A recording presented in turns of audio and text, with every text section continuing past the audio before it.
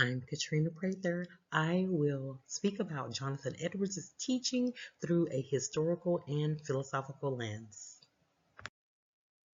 And here is a brief outline of what we will review. The Great Awakening. A pastor from Massachusetts had the most vivid way of speaking. He was very emotional. He spoke about sin and he spoke about it blatantly. One of his most famous sermons was Sinners in the Hands of an Angry God. Jonathan Edwards said God is sovereign, and I say the same thing. I seek God every day. Going into that seventh grade classroom teaching science is not an easy task, but if it were not for the divine grace of God, I would not even exist there. My relationships would not be as good as they are with my students. My behavior problems would not be as low as they are. God first, and that's it. Um, he said, the God that holds you over the pit of hell. I don't go in preaching and everything. However, I do speak very vividly and very pointed, like Jonathan Edwards did in my classroom, letting them know the way that we should go in the classroom. Philosophical aspects. Mind and reality, idealism, the reality as dependent on God's mind. There is no way that I could exist in my classroom if I was not dependent on the mind of Christ. That true freedom that he spoke about, I tell you, I teach my students daily. Life is about choices, consequences, and responsibility. Those choices have to come from a place within. And then if you have Christ within, then you will make godly choices.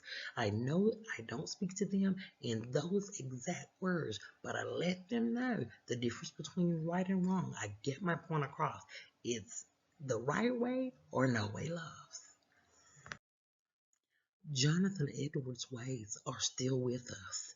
He had three main branches of his life, the theological part, the evangelistic part, and the philosophical part. He was a catalyst for revival in the world. And American evangelicalism, just took off and the word of God went to the streets. I try to take the word with me as a person, as a walking epistle, walking daily in my classroom, allowing the students to see how positively I deal with my coworkers, how positively I deal with unruly students, and letting them know that there is a better way that we could do things sometimes. And all of this comes from having the mind of Christ. I can even see that I have certain influences on my coworkers. They'll walk into my room and say, I like the atmosphere in here. I like it too. But they say, I might do this in my classroom or do that, the way you're doing it. And it is but for the grace of God that these things are happening. Closing reflections. Jonathan Edwards' teachings wrestle with the tension between human emotion, intellect, and divine authority. It is God's way or no way.